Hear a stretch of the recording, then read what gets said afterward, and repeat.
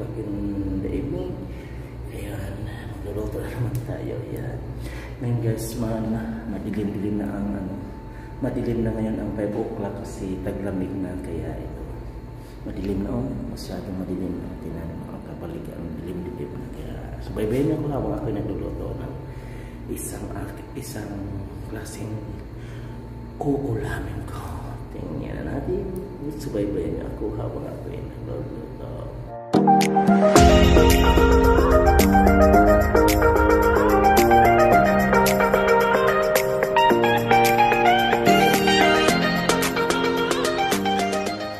Guys, kung nagustuhan nyo ang aking videos, talong, ayan.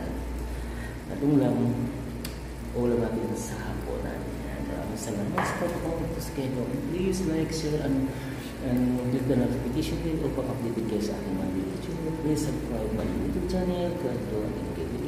Bye-bye.